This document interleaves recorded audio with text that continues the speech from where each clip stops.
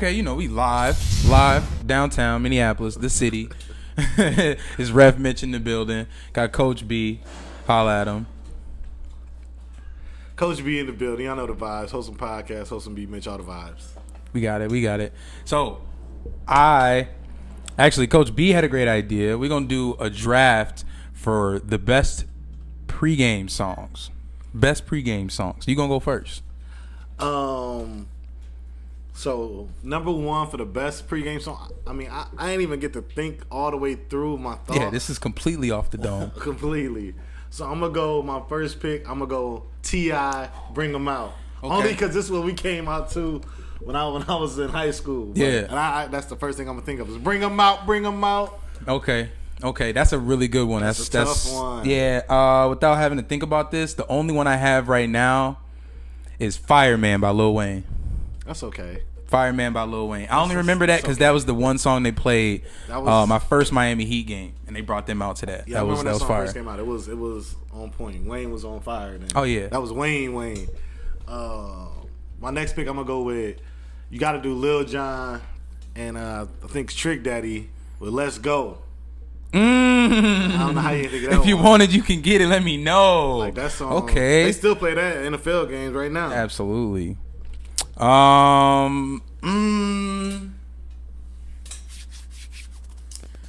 Man, that's tough. If you ain't got another one, I got another one too. No, I got one.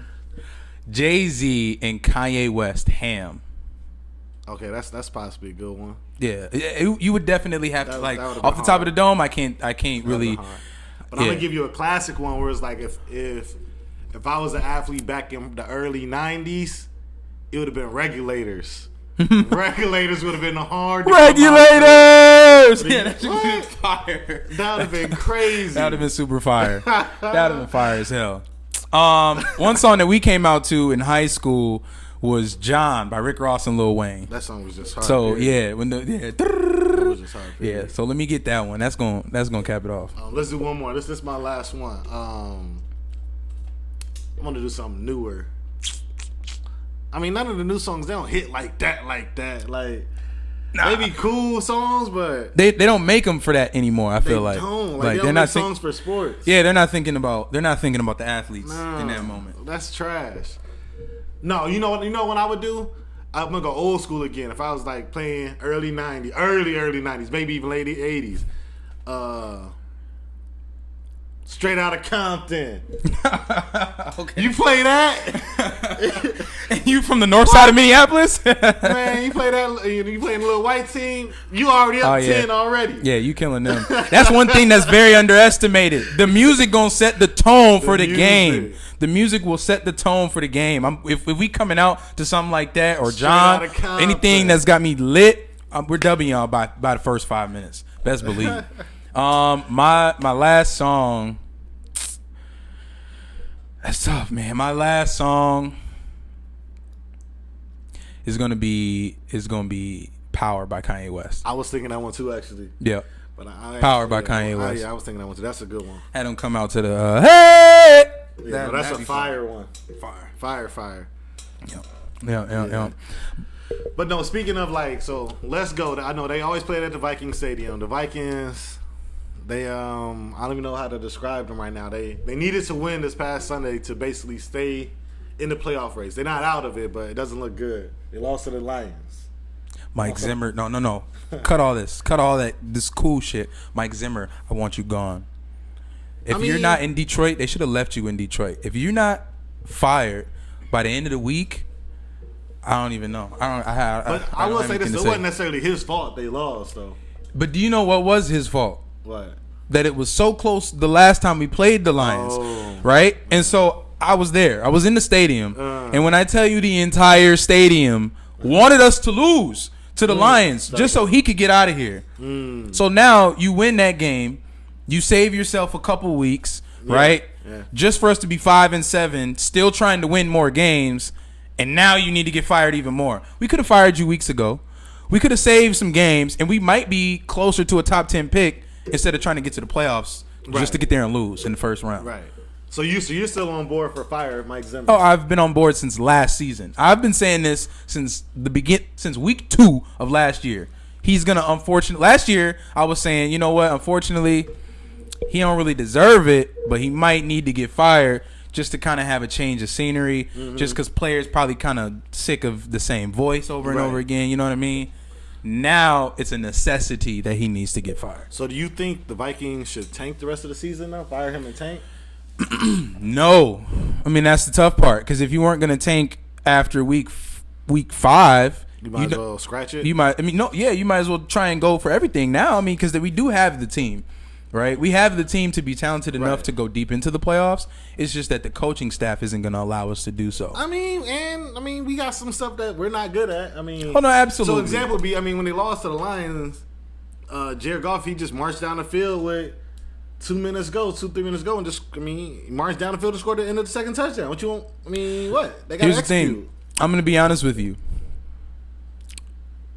I turned the game off. Oh, so you didn't see? So this is what happened. I turned the game off because we were up, and I said, "Oh, there's no." I don't even think there was 2 minutes left.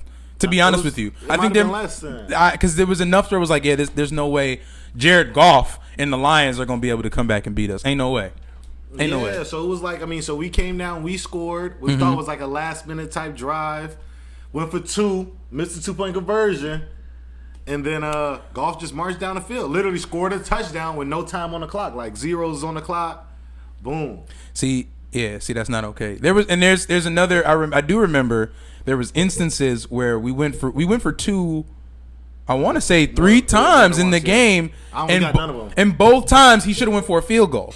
Well, this last time we had to go for 2 because we were only up by, I think, 5. So it was like, in case correct. they do score, we want to be up by 7. That one I can feel. But the other 2, I think it was one point where we went for 2 just to put us 17-17. And it's like, man, go just be down by 2. Or be down by 1. Right. You know what I mean? Going into the second half. It's not like you're going into the fourth quarter where the game's about to be over. And that's what I mean as coaching. Just get your points where you can. Why are we chasing points against the Detroit Lions? No, I gotta say this though, because like Minnesota fans be like, "Oh, y'all playing? He's always playing it too conservative." Absolutely. Now when he don't play conservative and go for the 2-point conversions, and he missed, they didn't get none of them. But now you mad. There's conservative and then there's logic. Be smart. There was 2. No, yes, but there was no urgency in having to score those 2 points. Right? If you have 2 quarters left, trust your offense. You're going to get them points. You could get 3 in a field goal. Trust your offense. He jumped the gun when he's going for 2 in the second quarter. They still needed that 2 later on in the game, though, is the point, though. So, I mean... But we didn't. You could have got them same 2 if you'd have just kicked them 2 field goals. That's my point. Possibly. When it wasn't like we was ever down by 10, 12, 15 points. No, true. You was only ever down by a touchdown, maybe a touchdown and a field goal at best. True. Go get your 2 points because we just need points. I don't really give a fuck how you get them. We just need points. That's true. So to go without points and then to always go back and forth and let them score, man. Defense look bad. That's Zimmer's defense, ain't it? Hey, it is what it is. That's Zim's defense. That's what we got him for. You see me in Orlando, I was tripping because that nigga's defense wasn't showing up. No, they was getting torched, like torched. And there was one dude, Cam Dantzler, he got a pick, but they was going at him every play. Every play. They just going. I mean, and that's the thing. Like, okay, cool, you got 1 pick throughout the season, though. Cam Dantzler's a stain. He got one. He got one in this game though, because they kept going at him, and he got one. Pete. Yeah. If it's not Brashad Breeland that they go at, it's Cam Dantzler that they go at. They attack both of them dudes, and Cam Dantzler has maybe one interception on the whole season after being the stain on our defense. Yeah, and in that drive, that last second drive, they literally threw it his way every time. It was like, dang, how they throw it at you every time? I'm really glad I turned it off. I wouldn't be here right now. It was crazy. It was crazy. But you know who did go crazy? Is Justin Jefferson. JJ. So I gotta ask. I need to know. You might ask what I want to ask. Is he top 5? For sure, top 5. I was gonna ask how high on that top 5. Where do you put him? He's bona fide top 5. Like, ain't no question. I mean, anytime he gets more than 10 targets, he gets like over 150 yards. Like he had 180 this past Sunday. In one game, he had 180. Yes, but he's had other games with like 170, 160. Like, they just got to throw the man the ball. Just throwing the ball. And who? Why? Why aren't they doing that? They are now. They are now. So after like week 6 or something like that, when Mike Zimmer was on the hot seat and people was like he's not getting enough targets, they start throwing him the ball. They had to figure something out. He executes when he gets the ball. Okay. I think last week was the only week out of the past 4 or 5 weeks where he didn't get enough targets. So you okay? But I got him. I have him personally. To me, I mean, and like I said, it sucks because his stats won't show because he had those first 6 weeks weren't the best. Yeah. But to me, he's got to be top 3 receivers. I'm only saying 3 because his stats just aren't up there yet because he didn't get the targets early on. But he's really probably better than all the other receivers in the NFL. I don't know. I can give you some that are who? Tyreek Hill. Tyreek Hill ain't doing nothing this year. Oh, when I say not doing nothing, he's not. Like, and so here's the thing. He's not doing better than Jay. I won't. Jefferson. I'm not going to. Not going to do it. Absolutely. No, hold on. I'm not going to absolutely say this season that stats are the tell all be all with these players. The reason why. The reason why. The reason why is because you literally just said JJ wasn't getting it as much as he should have, right? So if he was at the beginning of the year, he legit might be the number 1 receiver in the game. Right. So therefore, I'm not going to necessarily just knock him because he didn't get them numbers at the beginning of the year. So I can't knock somebody else because their stats ain't really been there completely. Why, which I agree with that thought process. That's, you know what I'm saying? Only thing is, though, I've said that before about Odell Beckham Jr. and you was like, no. No, because Odell ain't been there for the last 3 years. It's like 3 years. It's like 2. No, his last year in New York, he was trash. He was hurt. Availability is the best ability. So if you're not even there, nigga ain't there, I can't count on you. He wasn't there, and he wasn't doing nothing in Cleveland. He didn't do nothing his last year in New York. Cleveland is not his fault though. But that's 3. So it's damn near 4 years since you've been doing anything. I ain't counting you in nobody's top 10 of nothing. But I'm just saying that's the same argument I was making though. Absolutely, absolutely. But now I'm using it in my favor, so it's different, right? So we got Devontae Adams, you got D Hop, you got Tyreek Hill. You got Cooper Kupp. Yeah. And then you got Justin Jefferson. That's probably the top 5, right? I really. Yeah, I mean, Stephon Diggs, but that's a toss-up. They're the same player, if you ask me. I don't think they're the same. Justin Jefferson's better than him, I think Justin Jefferson's better. Route-wise, he can run every single route, and you can put him in the backfield. Stephon Diggs is really kind of just the only short. 2 receivers I'm putting above him, DeAndre Hopkins, Devontae Adams. You gotta put Tyreek Hill. You have to. Why? He's just faster than everybody. Yeah, but that's it. If you're faster than everybody, of course you're gonna outrun everybody. He just outrun everybody. I'm gonna discredit a nigga for being faster than everybody. What I'm saying though is, and every receiver has to be fast. Like you can't be slow and be a receiver. So if I'm the fastest receiver, that doesn't make you that's a skill set. That's a skill set. If nobody's faster than me, I'm always open. All I got to do is catch it, and I do. But guess what though? Now defenses figured that out how to guard him. Just back all the way up because he can't. He's not gonna go under. He's not gonna do nothing else. He's just only gonna go deep in either straight deep or post. And this ain't for his first time. Like he's been in the league doing this. But they figured him out now. Though. It took them how long? But they did it though. They figured it out. Is what I'm saying. And I still think he's gonna end with 1,000. He probably will. He's great. He's a legend. But as far as JJ, like you said, he's in the backfield. He's doing under. He's going every route. Oh, I also have another receiver better than JJ. Debo. Debo Samuel. It might be the best receiver in the game. To be perfectly honest with you. You just be saying stuff every time. Debo might be the best. I have him on my fantasy team. So I've won so many games off of Debo. DeAndre Hopkins, Devontae Adams. Yeah, D Hop really the best in the game. Those are still like to the top this day. 2 for sure. I think we can. Yeah. I mean, DeAndre Hopkins for sure. Yeah. D Hop is the best. 2 or 3. Yeah. No, he's 2. And, how about let me ask you this? Where's Quintor's fall? Where's Quintor's Julio 5. Jones? I'm saying, is he still top 10? To me, he's got AJ Brown that he's sharing the field with, like that takes him away from him. I'm a big Julio fan. Yeah, Quintor's is that dude. I don't know if he's still top 10 though, only because He's a guy that has seen a decline over the past 3 years. Mm-hmm. And availability is the best ability. I have seen him in 3 games in Tennessee this year. He's had a major decline, and it's probably not all his fault, but it is what it is. So now I don't think he's top 10 anymore. I think he's on the outside. He's on the outside of that top 10. So okay, I want to play a quick game. We're gonna play either or. Yeah. Right? They call it the name game some places, but I want to just do either or. I'm gonna start Justin Jefferson or Cooper Kupp. I'm going JJ, man. Come on. I just said he like the best in the league. Okay. Who you going? I'm gonna go JJ. I'm gonna go JJ for sure. Justin Jefferson or DK Metcalf. I'm going Justin Jefferson. DK Metcalf is good though. He's good. Large, big receiver. This year been kind of off, but I mean, if you go off last year, no, he's the real deal though. He was. I mean, he looks like LeBron James out there, low key like on the big football receiver field. like that, real deal. But Justin Jefferson, I think his upside. You got to remember, this is only his second year. His upside is still ridiculous. The numbers that he's putting up are numbers that haven't been seen by many. It's like Moss type numbers almost. So absolutely, and Moss is arguably one of the greatest receivers ever. Okay, so with that being said, JJ or Jalen Waddle? I'm taking Justin Jefferson over all the names you're going to say. Any name I give? Anybody that's currently in NFL? Mm-hmm.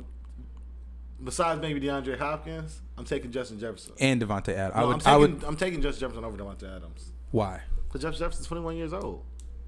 I'm talking about this season. If you had to just go through one season, you have one season to do. Next year, you're the coach. Yes, I'm taking Devontae Adams. One season. Okay. Devontae Adams is surefire.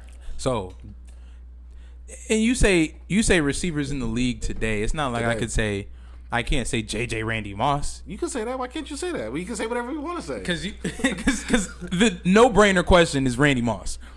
Choosing JJ over Randy Moss. I mean, so you could say JJ or Randy Moss at the same age.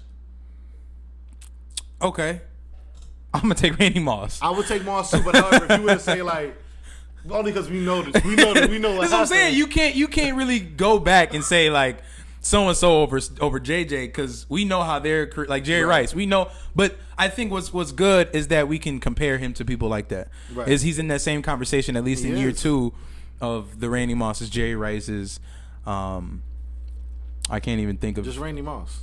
Just Randy Moss. He's the only person that I know of that was a young receiver like that, putting up 170s, numbers, 170 in the game is insane, bro. Like I don't off the top of my head, I don't know any young receivers that was like doing it like that. Not in their second year, in their first year, and having just crazy numbers. Besides Moss, Moss came in the NFL and was just like, it's not really a thing.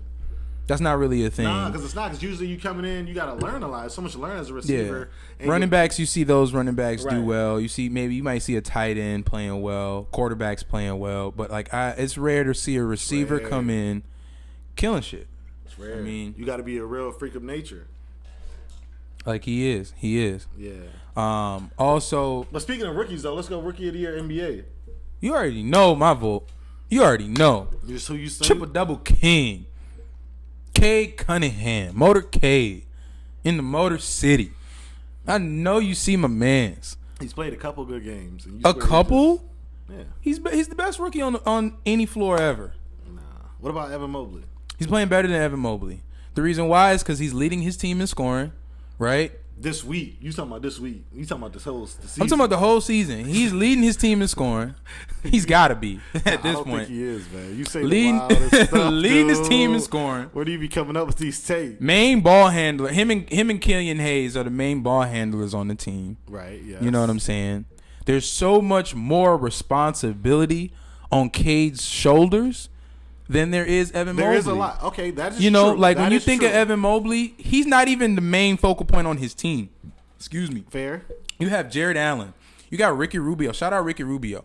You got Darius Garland. You got Colin Sexton. That's not there yet, but when he comes back, he's going to be a major focal point. Evan Mobley just plays a role. He just fits in and plays a role. But he plays a great role. Don't get me wrong. Like what he does, he's definitely going to be all rookie first team, no question. But as far as like true rookie of the year and the publicity that comes with that, it's Cade Cunningham, no question. I think he's playing better. That's all. I mean, he's playing better, but it's still not consistent enough. I don't think. We don't. I guess read the stats off. Them good stats. No, these are really good. 14 points, 6 rebounds, 4.5 assists on 37% shooting. So his shooting percentage went up. His 3-point percentage is at 28 right now. We're not gonna worry about that 3. So, but it just went up. It was 14 last time we talked. 3 games in for sure. It was 14%. So it's a lot better. Mm-hmm. That just shows the growth, the improvement. I mean, Cade Cunningham's like 6'8", 6'9", can do everything on the floor. Like exactly. That's exactly it. To your MVP point, a lot of times they give Rookie of the Year to the player who they think is gonna be the best, but out of that class, maybe, sometimes, but most times. But here's on the flip side, Evan Mobley, 14 points a game as well, 8 rebounds, 2.7 assists, 47% from the field. I mean, what are we talking? Those to me, those are better stats. Those are better stats, but you have a lesser role. So with a lesser role, I'm doing more than you. With the lesser role, he's really not. They average the same amount of points. He might have 2 more rebounds, but Cade is responsible for 2 more baskets. But Cade has the ball in his hands also more often. So why is there you go. So same example, Rookie of the Year. Anthony Edwards was really the clear-cut Rookie of the Year last year. No, he got snubbed. He got snubbed, but the reason why is because LaMelo Ball had the ball in his hands. He was more responsible for more baskets. No, I mean, it's just the reality of the situation. Anthony Edwards was the better player, right? But who did more for their team? Who was more responsible? Who had the bigger like the shit on their shoulders? LaMelo Ball, no question. Same reason why Cade Cunningham is gonna win it. Disagree. And then my early pick, Jalen Green, he's still right here. He's going nowhere. Points wise, he's not doing anything else for his team. 14 points, 3 assists. 2 assists, 3 rebounds. Yeah, he's all NBA. We're talking about all NBA rookie first team players. They're all gonna make that first team, right? But when you talk about really actually winning the award, there's nobody that's having the influence that he is. I just really don't feel that. And they shooting the exact same percentage as your boy Cade. How many assists? 2.3 assists. So he's 2 assists less. So that means that's at least 4 more points that I'm responsible for. It's true, but Cade Cunningham has the ball in his hands every time down. Nobody else has that. He should be producing more than this. No. I'm not gonna say that that's wrong, right? But we are talking about rookies, most of them on terrible teams. All of them. Terrible. Well, Houston just won 6 in a row. I ain't gonna lie. So they're trash. But they're at least winning games. So when you think about Evan Mobley, his team's not bad, and his role isn't up there like that. Now, if his team was good, or if his team was in the playoffs and he was the main focal point, no question, I got him Rookie of the Year. But the fact that Cade's team has no one, can you name any outside of Isaiah Stewart, right, and Killian Hayes, another young guy? Listen, I don't know nobody on their team. The only other person I can name is Jarian Grant, and he really shouldn't even be there anymore. You know what I'm saying? He should be on another team contending for a championship. Oh, they got Garza, Luka Garza. He doesn't play. Yeah, you know what I'm saying? A lot of these dudes I ain't never heard of. Trey Lyles, Corey Joseph, like these are mad role. Rodney Magruder, shout out Rodney Magruder, used to play for the Heat. No idea. Kelly Olynyk used to play for the Heat. Sadiq Bey, great young guy. But basically, he has a G League team. He's got nothing but a G League team around him, and he's averaging 14 points and 4 assists. But to me, I think if he has a worse team and the ball is in his hands, he should be averaging more. How? He's getting single coverage. He's getting the best defender from the other team. He's playing it. Mind you, this team had the number 1 pick last year. The team that he's on had the number 1 pick last year with the same roster. So now you want this 18-year-old to come in with the worst team in the league and do more than what he's doing? He's going crazy right now already. Averaging, he's giving them an additional 14 they didn't have last year. Why can't he give them more though?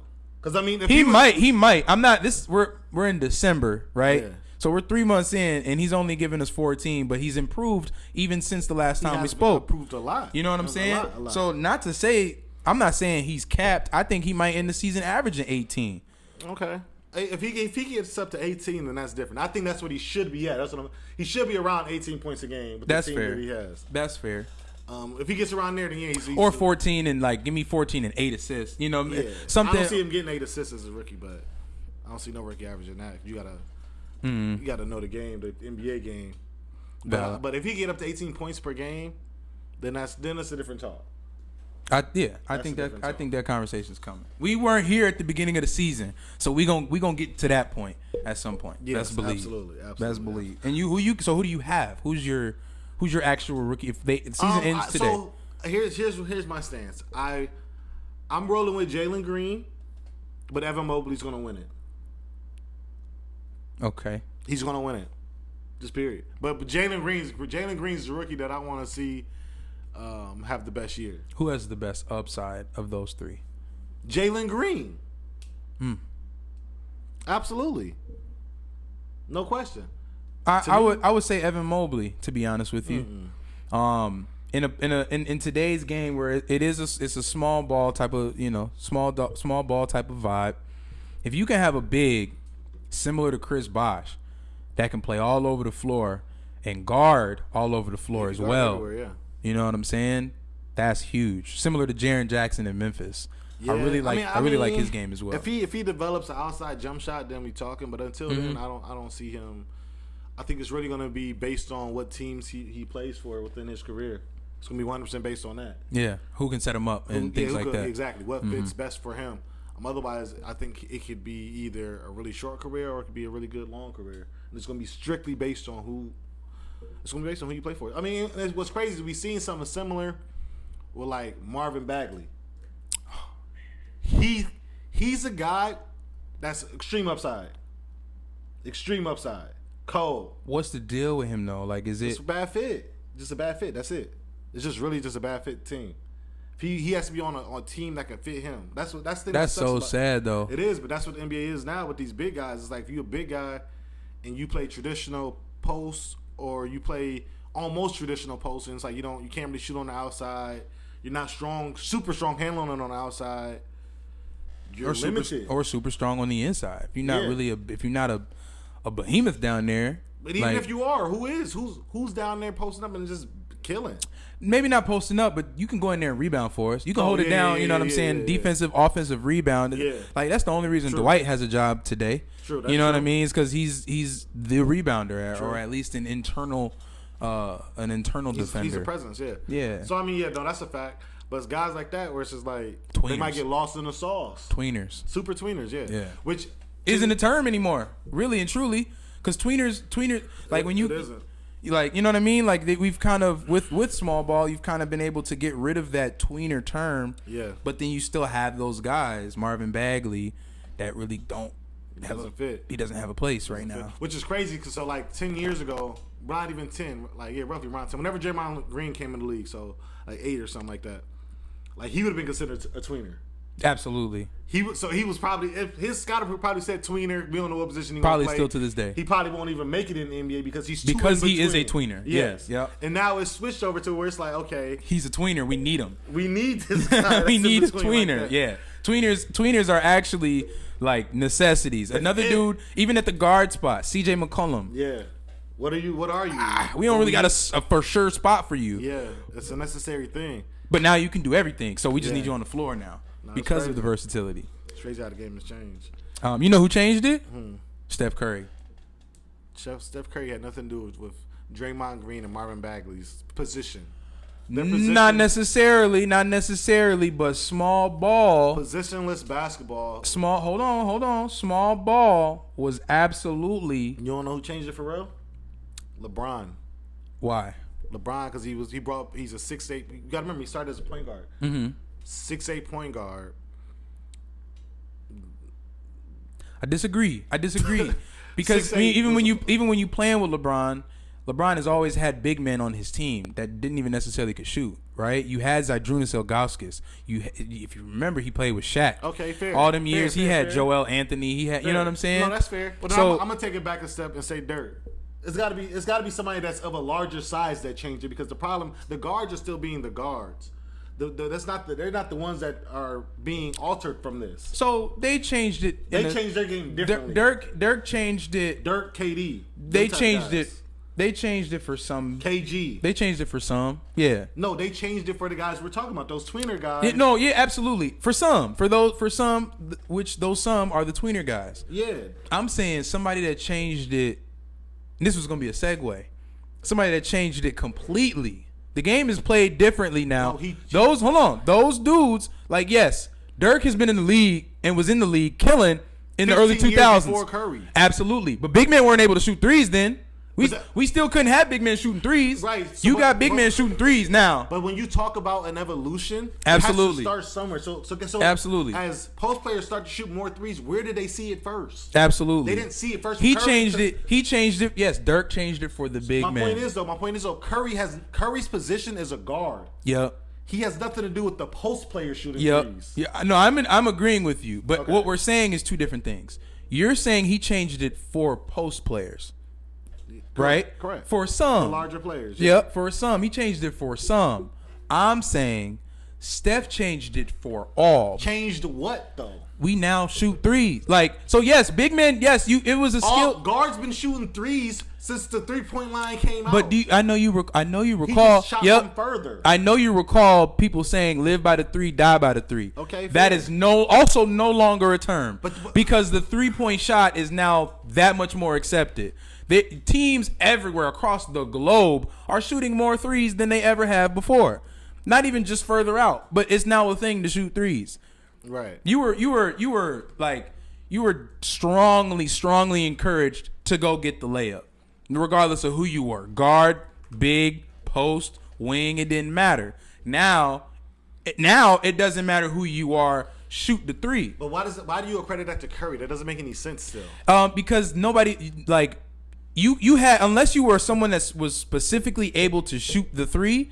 No, that's not true. As a bigger player, and that had to be something coming in. You had to be somebody that could do that coming in. Now everyone is acceptable to shoot the three, regardless of position. So what I'm asking is, how do you credit Curry for anything a post player is doing when because Curry's never played the post? Because people in general were not shooting threes like that as much as frequent as they are today.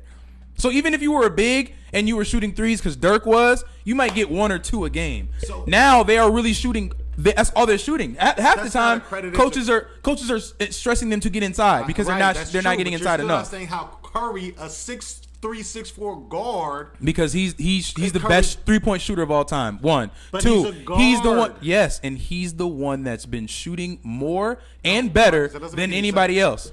Because before Curry, there was other 3-point shooters, but there was nobody else shot the way that he did. But if I'm and nobody outside of the NBA was shooting threes as much. But if I'm a 7-footer, there's always been things that guards were doing that 7-footers were not even doing. We're not even thinking about doing. Yeah. So before Curry, there were other people shooting threes. There were other great shooters. But none of them had the impact of actually shooting the three like Steph Curry did. So Curry impacted the guards. So what you see now I'm saying he impacted everyone. I'm not saying what you're saying is wrong. Not at all. Right? But to evolve from that is those big men that started to shoot threes. There's no way you could credit Curry for that, man. There's no ways. You saying he didn't change the game at all? Not in terms of the post player. Not in terms because he was never in the post. I'm not specifying. I'm halfway moved on. But you keep on saying these big guys are shooting threes because of him. No, they're shooting the frequency. The frequency, yes, is because of Steph Curry. The frequency. So if we looked at the actual numbers of 7-footers and how frequently they shoot threes, it's still not very frequent. The guards are shooting a lot of threes. The wings are shooting a lot of threes. These big guys are not shooting. They're shooting more threes. We're not shooting 15 threes a game. None of them are besides KD. Karl-Anthony Towns. He's not shooting 15 threes a game. He's shooting a lot. He's shooting a lot for a post. No, so yes, again, what you're saying is correct. I'm not arguing. You got to separate the two. No, I'm actually evolving and adding to it. I think that Steph also played a part in them as well. Which makes no sense because you're saying somebody that's forever played guard, which the guards have forever done different things than post. You're saying I'm saying he made it okay for everyone to shoot more threes. But let's talk about how basketball works. So if I'm a kid, I'm taller than everybody. I've been put in the post. My coaches are telling me, "Hey, watch this player." At no point, so I might like Curry, but at no point am I given the opportunity to play like Curry. No, you're correct. You're correct. So even in the NBA, I'm not getting the opportunity to play like Curry. Curry's bringing the ball up the floor, getting a pick and roll, and going to look to shoot the three. That's nothing to do with not necessarily every time he comes down the floor though. Sometimes he's looking. Sometimes off the ball. They're trying to get him open to shoot the three. Sometimes he's off the ball. And he's absolutely. Either way, he's coming off of screens. So what the big guy is to start off is called a stretch 4. That's because he's trailing the ball. They can just swing to him real quick for a short 3. That big guy is usually one setting the screen for somebody like Curry. Absolutely. By him popping now, he's getting open for the 3. It's just making the floor more spread. This is a great lesson for those that don't know basketball. No, it is. But so this is just making the floor more spread.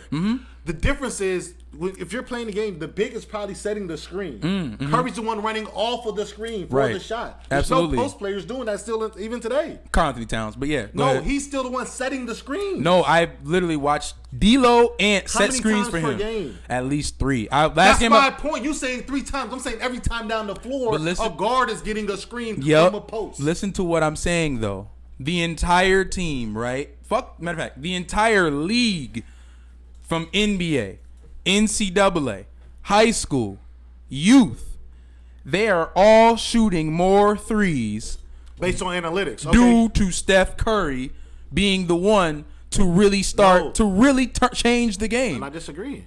So you're saying, I'm saying it started changing before Curry. That's all I'm saying. It did. But I also think he accelerated it. You can say that. He accelerated. He accelerated the change. But because change was happening before Curry.